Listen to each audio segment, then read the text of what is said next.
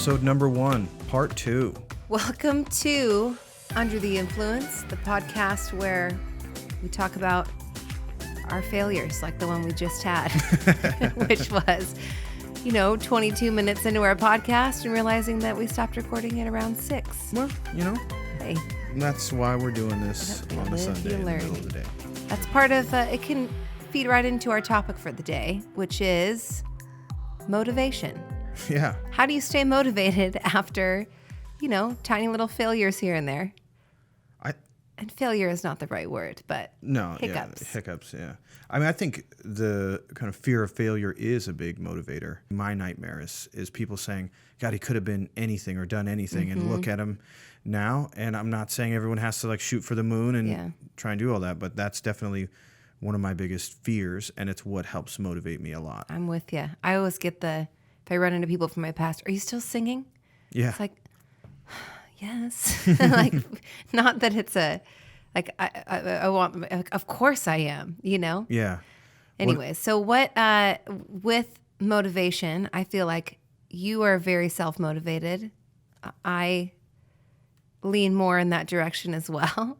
But what motivates you, and kind of where I always think it's amazing to see how motivated you are professionally and personally, given just how you were brought up, where you came from. And I think that's an interesting story, and curious where, have you always been curious? Have you always wanted to be an entrepreneur? Where does that come from? Yeah, when I was born, my grandparents on my dad's side, the same year they bought a restaurant, and he'd had multiple businesses, and I always kind of looked up to the way he did things.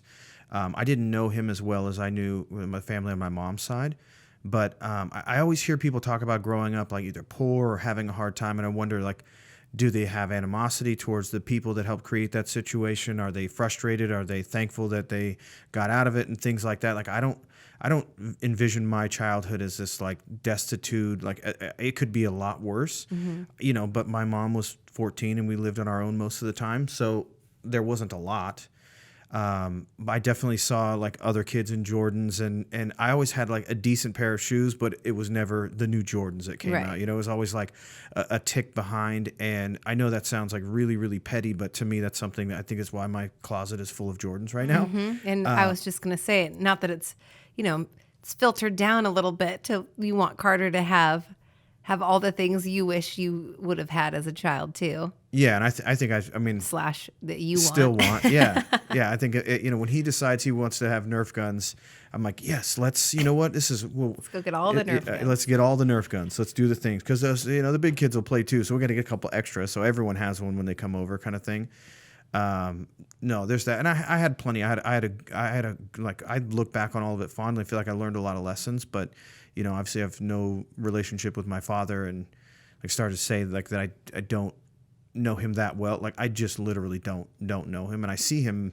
Well, I haven't in the last 5 years, but I see him regularly enough throughout my childhood that I would seem to have some relationship. But the fact that one never really developed and it was always in flux, just gave me a lot of reminders of things that I didn't want to do in my own life when I was a father, or really to anyone, which is shitty. I think having kids makes that even worse. Yeah. I'm excited to see how you respond. I'm I don't have a lot of frustration with my mom did a kick-ass job.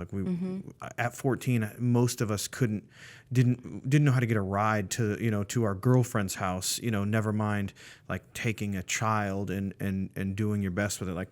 It's crazy what my mom was able to pull off. I'm not talking about how great I am. I just mean absolutely. survival at its first and foremost.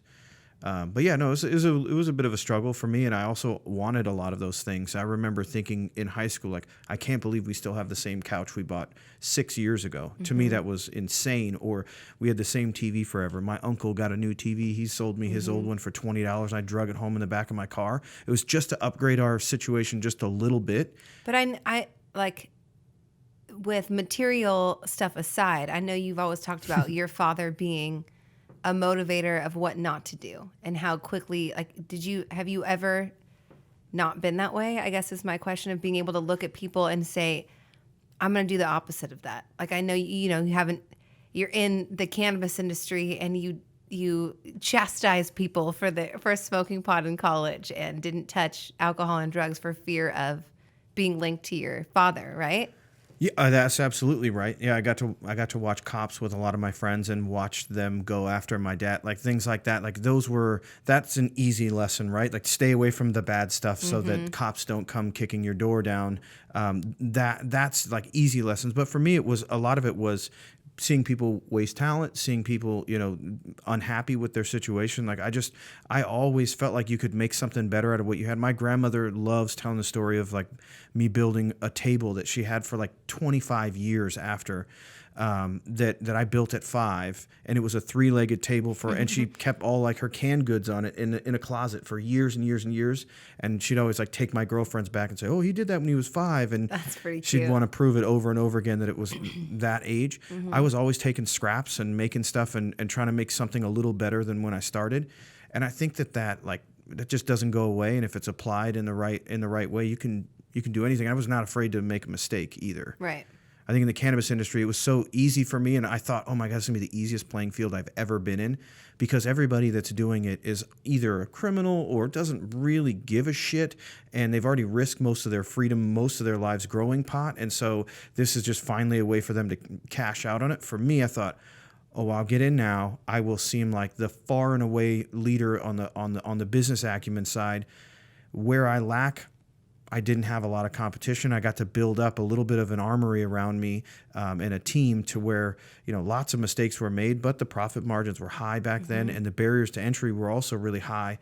And so I was that outlier that it was like the first time I'd felt like everything I'd been doing throughout my life kind of like lined up for me and said, take this shot now and it'll set you up. And I don't know how that all relates back to like what my motivations are. I guess my motivation is to like try to go to the moon and back and do everything that I possibly can and help as many people around me do the exact same thing. And I've never felt like Gary Vee always says it's not a zero-sum game, like someone else's success. It's really hard for musicians to see another musician succeed and not kind of go, even musicians that I've helped or I've backed financially, when they do really, really well, and then I see somebody else do more with less, I kind of like, it pisses me off. And I think like that's crazy. Or if I haven't spoken to somebody in a couple of years and I look up and they've like gone on to do something pretty impressive, like why I have that little twinge of like, oh man, I don't know how that person got there. You should hear this person or you should hear that person. Right. It's crazy how quick we are to kind of hate on people. So I'm like right now in this stage of my life, I think one of my like current transitions that I'm motivated to go after is recognizing that, I don't have to hoard trade secrets and not share the information with people. Hence why we're having this conversation, I think. But just push everyone to like take a shot. I know that if you're, well, I'm not going to get like super philosophical and start calling people out that we know, but I think there's a lot of people in our own. Philosophical to call people out that you know. Well, I was going to go into like, I would have made it so. But I think there's a lot of people in our lives who have really amazing jobs by their standards that are not happy at all. Absolutely. I would say most people, to be honest with you. That's been, for some reason, that's always been a motivator for me, is seeing like, the 9 to 5 grind, and in my early 20s thinking like, okay, it's time to grow up. You have to do this now. And it just was not, I wanted to do a good job. But I remember when I left my last 9 to 5 and was lucky enough to go do music full time, eventually get to a place where I can support myself solely on music income, including teaching. But my boss was like, please don't ever take a 9 to 5 ever again, because you could see my soul just start to crumble. And so for me, my motivation was I remember I'd be doing, spreadsheets or something heinously boring in my opinion, and being like, I just want to go write a song. If I could just write a song right now, that would be the most amazing thing. And so to be able to have the ability and the freedom and the luxury of doing what I'm passionate about when I want to do it has been my biggest motivator. But to be completely honest, a lot of that is expectation, people's expectation of who they always thought I would be, and my own expectation of, I think you've done a really good job of helping me redefine what success is. And I think once I'm able to take it off this big pedestal of this big, huge thing that seems so unattainable, what is daily success look like, and what are the small steps I can take to get to my version of success, even Yeah. if that changes. And it will. Yeah. It will. Like you did It with has. the daydreaming about like, oh, if I could just write a song. Like that's how, when we originally started the business, I looked at the bills and said, if I can get $100 a day for every day that I work, I'll work 6 days a week, as much as it possibly takes. And at the end of the month, if I could just have that $2,400, if I could just leave each shift with a $100 bill, I knew I could make it, or we sold things and made changes to make sure that we could make it off of that. And then it's shortly after that, you're like, of course, you're like, how can I get that number to $120 a day so I can do the next thing. But for a long time, the sacrifice was just to not take anything or anything more than that and keep putting it back, because I was betting on myself over and over and over again. And I think like we have to remind ourselves that every morning you place a bet on yourself a little bit. And it's, what am I going to do today with the time that I have? And is it going to, I mean, money is not the motivator. For me, it was early, like I knew that's how much I had to have to be able to go after that dream in that way. So then what is your motivator? I mean, money is a big one. It is a big one. It's important to me. I don't know.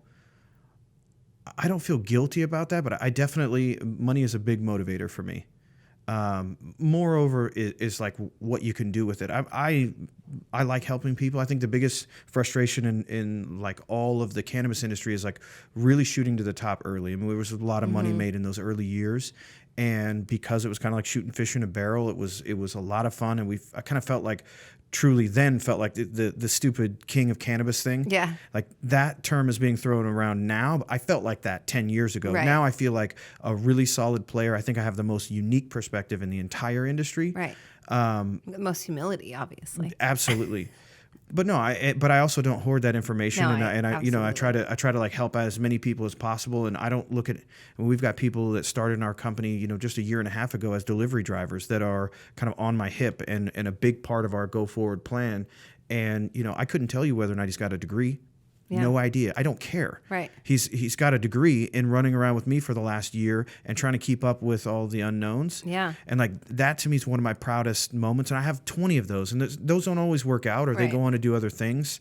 That's one thing I've noticed too. I mean, obviously you're motivated and smart enough to pick a phenomenal wife now. Yeah. And but one of the things that I love about you and that I see on a daily basis is your motivation is tied up in how can I be so successful that I can make the people around me, the people both professionally in your company and our friends and family, how can I set them up to be just as successful? And so that's one of the motivators I see, just being married to you. And that's also, I think, what makes you a good boss and a good entrepreneur and just innovator in your way, because it's not selfish. It's not, I just want to make all this money because I want to make the money. It's, I want to make as much money as I can to make the biggest impact that I can. Well, and if this gets to a big enough point, like that's where you can hire someone like Luke. Luke Demke does videography and stuff. Oh, I He's think done he's some the of best in Susan's videos. Seattle, yeah. He's really, really talented, and he's somebody who I talk to all the time about really developing out. Actually, under the influence, like I really think of him as part of that group already. And of course, there are a number of other people that kind of fall into that same category. But he's somebody where I think like the next step, all I've got to do is move this up one peg, and I can justify bringing him on. And then the inclusion of him gives us the ability to bring on a couple of interns who then now we can say, hey, there's somebody that's actually dedicated training these kids. Because that's one of the things we've looked at is, not just making sure like we're giving people money, but how do we share this information, and how do we, get access to talented folks that really get the industry or get the kind of this new movement, and focusing on colleges and things like that, like finding some young folks. And you mentor a lot of young I love it. musicians, and so you have that in your sphere. But I always think if we can move this up one peg, there's 2 or 3 more people we can bring into the fold. We get it up another one. Same with music, right? If you get big enough, you can put a friend on by letting them open for you, and then when they're big enough to let one of your friends, you build this network. That's one of the things that I'm probably the most proud of the Seattle community, especially the women, with Sarah Gerritsen and Nikki Barron and these people that create these communities of women who we all know each other. We see each other at shows anyway.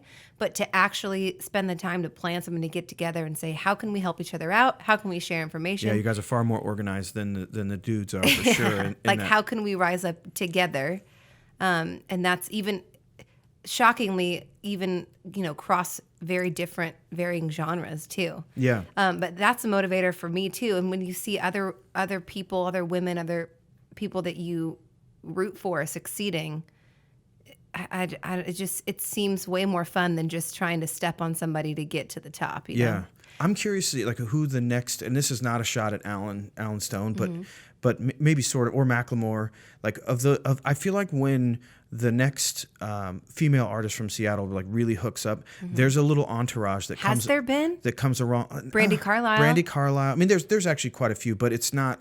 I guess I want to the next pop. I want to say like who brings somebody along with them as opposed to, so you can see like if I don't know General Mojo's music very well, but I think Heather Thomas is a great drummer and has like a really cool Seattle vibe.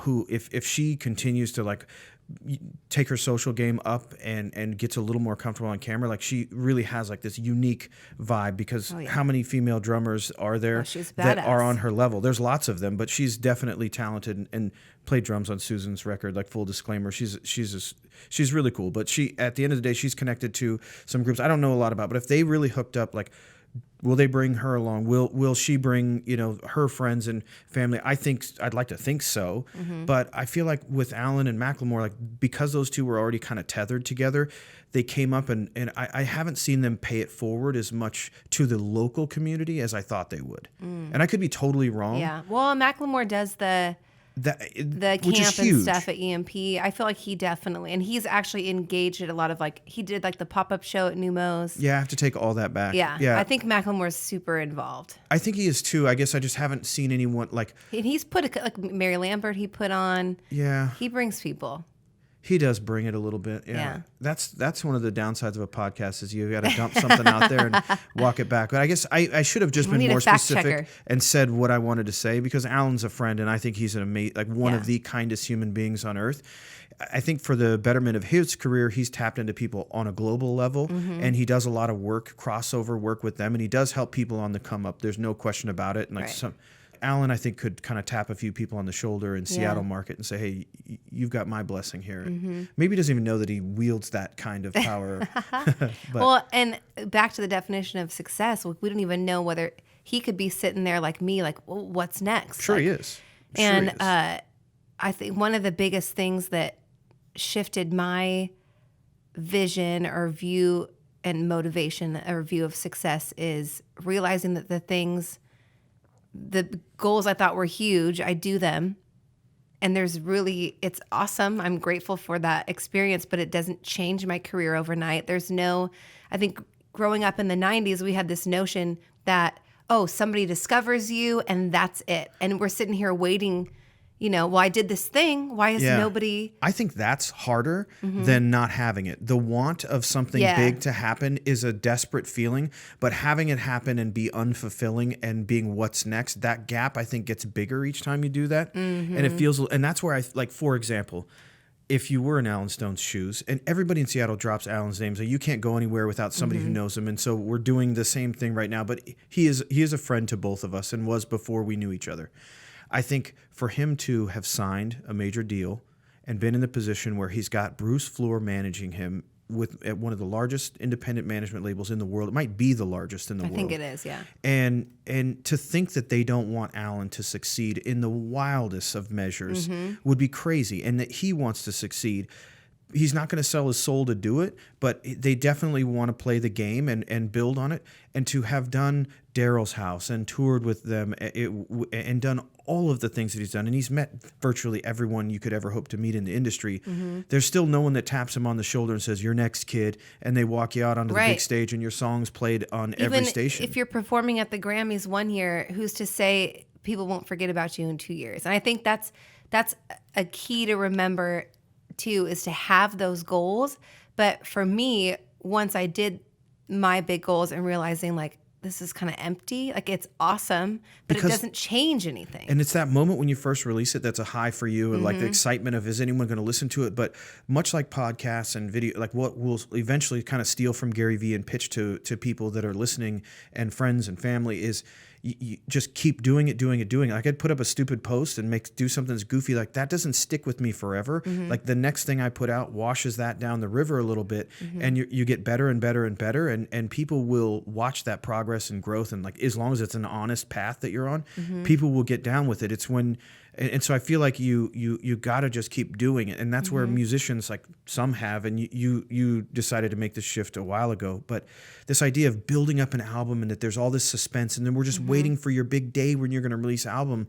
I don't care. No. And it's subjective. It's art. So I was getting frustrated because I'm like, well, who's to say this song is... I don't want your sad bastard ballad on February 24th at midnight. You know, like I don't, like that's when it just put the content out, get it out there. There should be a song coming out from every artist every month. Let me finish my Well, thought. I'm pissed.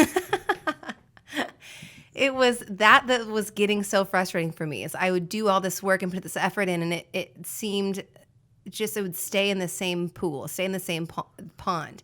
And I was like, I don't know how long I can keep doing this. What has been a major shift and huge motivator for me is realizing that music is just a piece of it, and I need to look at building my brand and my presence and what I really want to do and what's going to be marketable and what's quantifiable.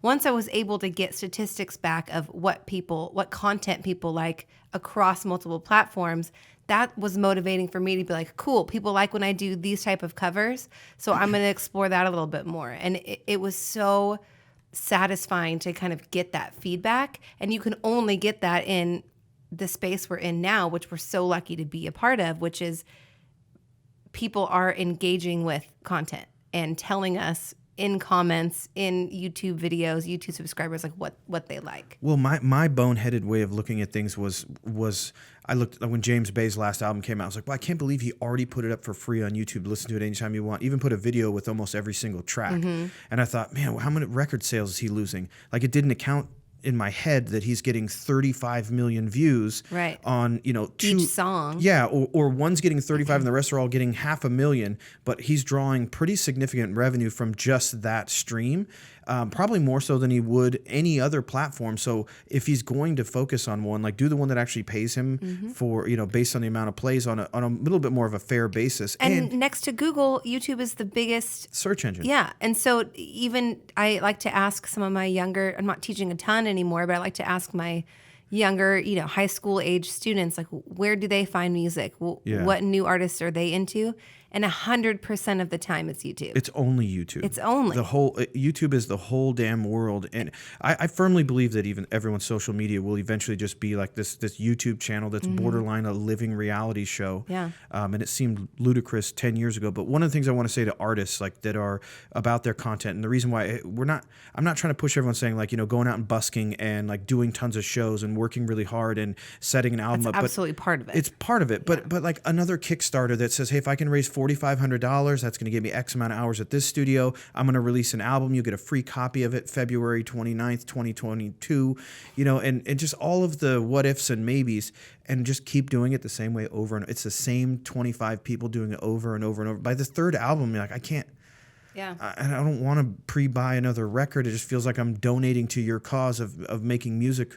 I think just realizing that with YouTube and social media, people that can sing have almost a unique ability to take advantage of the platform, because if I go on and say, hi guys, I'm really funny and I want to tell 3 jokes and try and sell you the microphone that I just used, I look like a douchebag. Yeah. But if you come on and do a really great cover and at the end you say, hey, I want to thank XYZ for sponsoring this, or I want to thank Yamaha for giving me a 15% discount on the keyboard so I can continue to make new music, and check this out, I want to show you a new feature. Yeah, you branded that and you might have got compensated for it, but you're also offering something up in exchange where, as musicians, you guys can sing a song anytime you want, and just that in and of itself is a draw to go watch. And the fact that you can take advantage of the fact that you actually have something to contribute every time that's good, hopefully, or to someone it's probably good or they wouldn't be watching.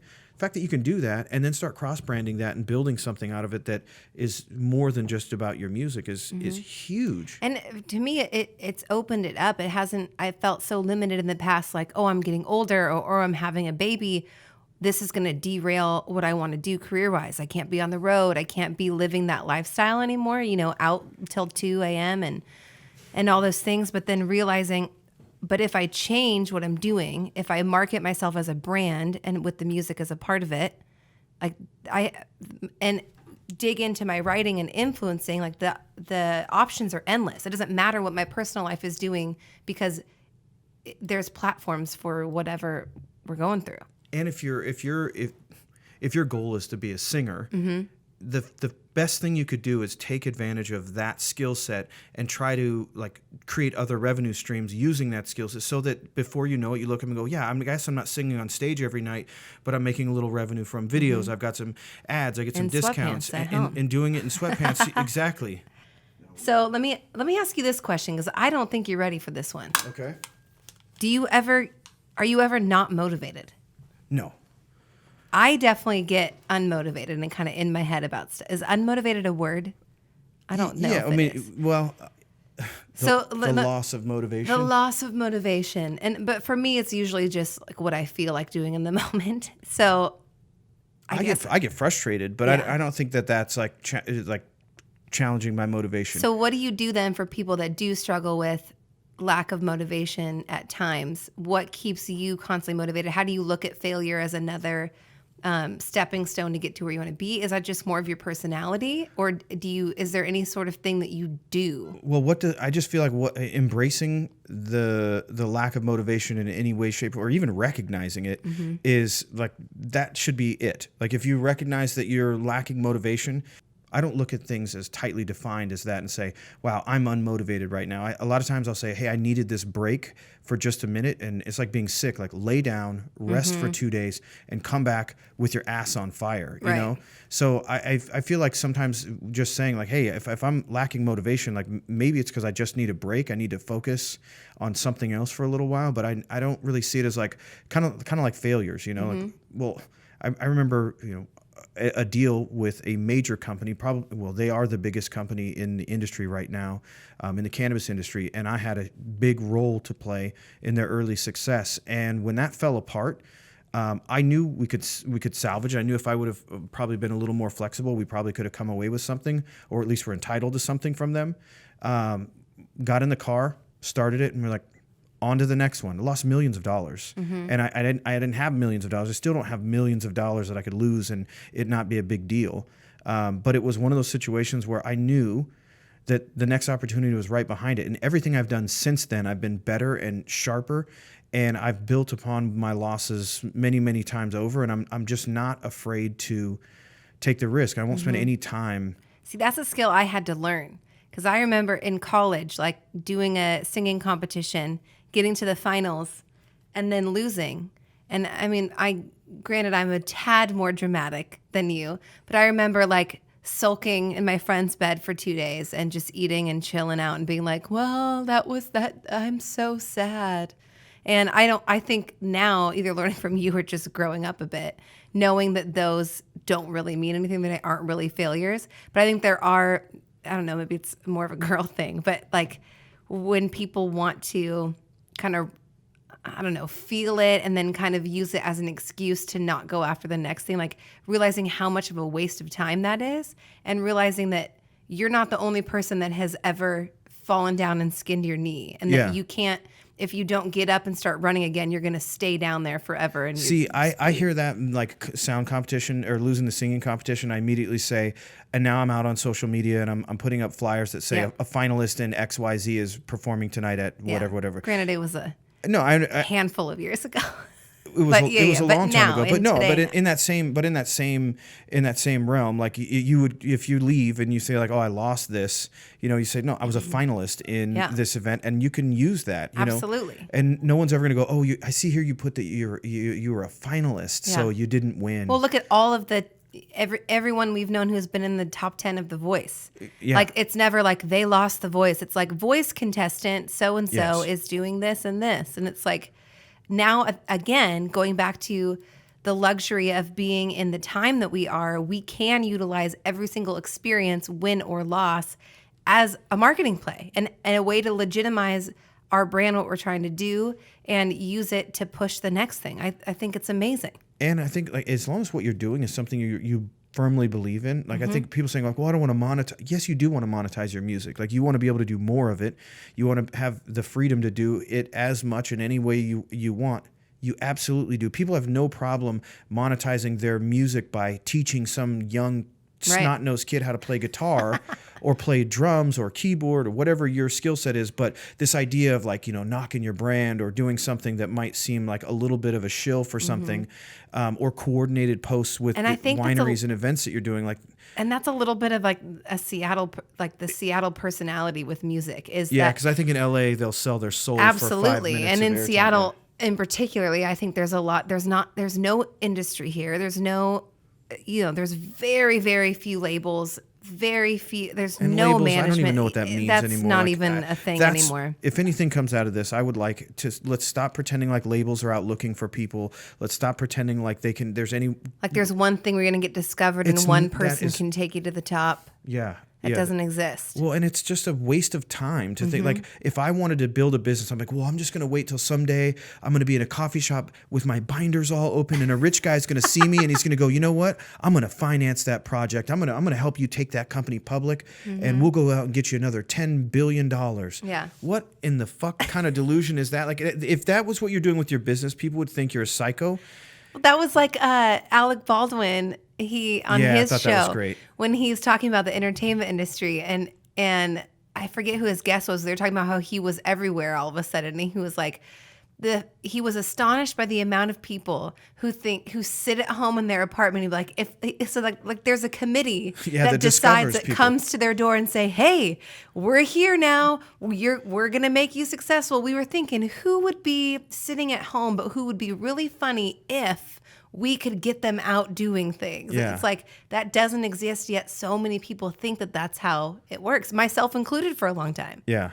Well, I think just asking next time someone says that, you just ask the question like, who's the last artist you've heard of that's happened for? Yeah. And what are they doing right now? Right. Like, and some of the biggest artists in the world can't even do things to put themselves back on. Like Jason Mraz is doing wonderful things as a human being and like amazing, but he's not having the same commercial success. And it's not because he doesn't want it. Right. He still desperately wants. He's going to do great with the proceeds, but like he doesn't have a switch that he can flip. And you know how many people are out there are saying like, I know Jason Mraz's manager. If I could get my son in a meeting with him, he could do all the same things. You know how Right. many other artists that manager's got on the side hustle trying to put on right now and can't do it?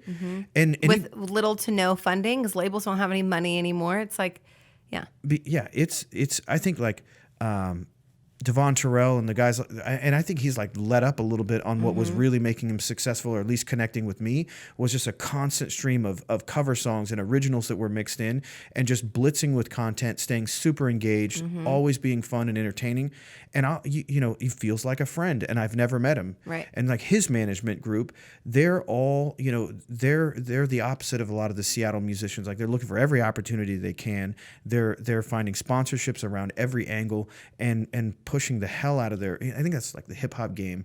That's one group that never doubts. They never get focused. You never have to try and convince somebody that wants to be a rapper No. that like the job they have is good and they Right. shouldn't. Like Redhead's a great example. Like he is he's obviously he's really talented and I love him. He's like a little brother, but he definitely is somebody who has worked for me in the past. And I never thought like, well, I'm going to invest a lot of time and energy in Red because, in a few years he could like manage this whole thing. I'm not saying he can't. Right. It was so obvious that was never going to be Yeah. like, he would never settle for that. He might do the job for 3 years, but he's almost willing to say, I don't want any more than this because I don't want to be distracted from what I'm really doing. Right. I want to do this. Like He has no problem with motivation. no problem with motivation. and I think another person who, if they kind of moved off of this, fuck everybody who isn't there for me or never saw this coming, and moved to a thank you to everyone who has been there and thank you for like his message, that message of like not him but the hip hop industry's message. Like Meek Mill has turned that on its head. Right. And Because you look at the difference between Meek Mill and like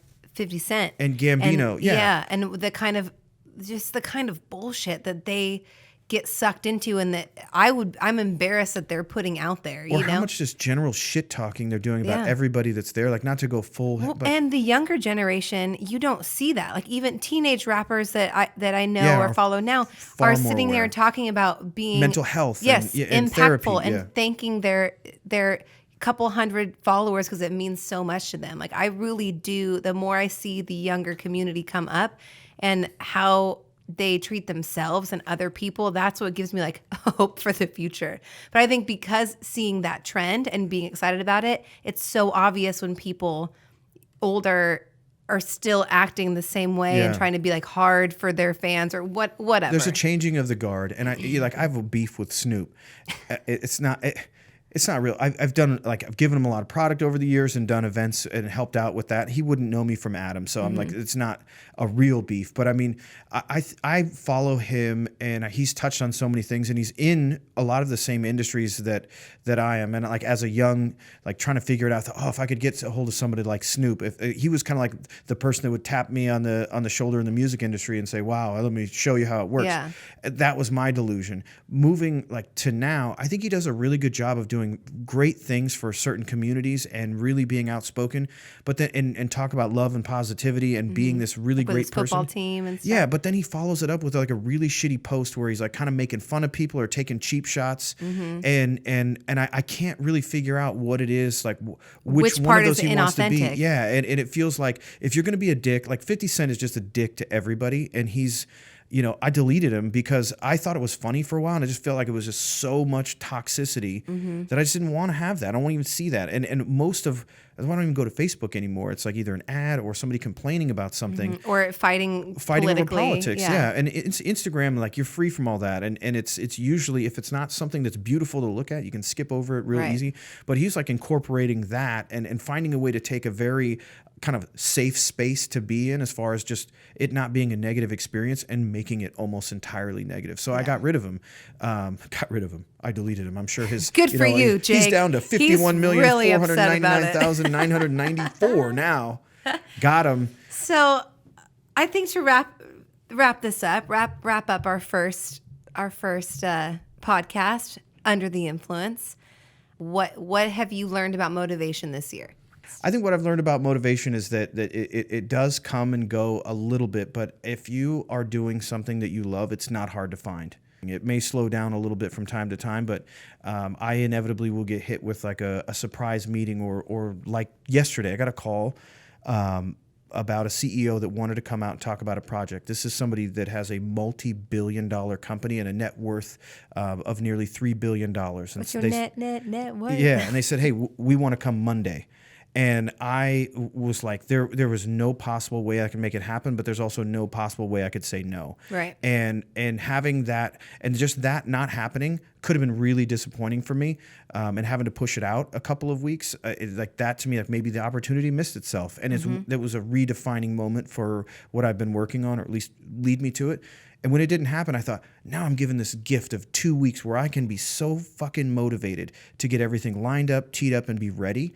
And I would have been ready for it to happen on Monday. Like we would have gave a hell of a pitch, and we would have had a project. We'd have closed the deal and be headed into next month and into a new state and on to much bigger things. But to be given those 2 weeks, I felt like I got a free gift, and like that re-inspired my motivation. But I wasn't lacking motivation. It just refocused it on this specific Well, it's project. like with me, if I feel like I haven't been focused on music, I'll book a show. Yeah. So I know no matter Pressure's what, on. I've got to put the work in, and I'll always learn something from it. Okay. I think we'll do this. We're going to aim for weekly. Yeah, we'll aim for weekly. We're going to add a lot of interesting people to the I'm mix excited as well. for the guests. I think the guests. This was literally a trial run for those 8 of you that stayed all the way through to the end. We appreciate 8. it. That's I'm already could be like a I said, lot. That's shooting for the moon yeah, here. shooting for the moon. No, we're asking for 45 minutes of people's time and without a lot of structure. But we wanted to just get the process down, make the mistake that we did, and then get to redo a big chunk of it.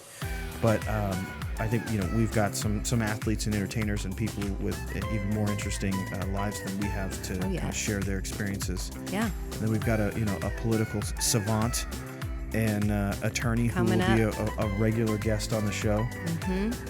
And we'll be posting this. If you don't know where to find this or any of my other content, go to susangmusic.com. Follow me and Jake on Instagram. Susan G Music is me on Instagram. Legal Out West is Jake. So feel free to go there. That's where you're going to get the most information of where to follow us, what we're up to, and new episodes of Under the Influence. Thanks, guys. Thank you so much. Yeah. Have a great day. Go be motivated. Hit the subscribe button, hit the like button, like this video, hit all the buttons, do all the things. I'll see you next time. Bye. Bye. All right, guys. We'll talk to you soon.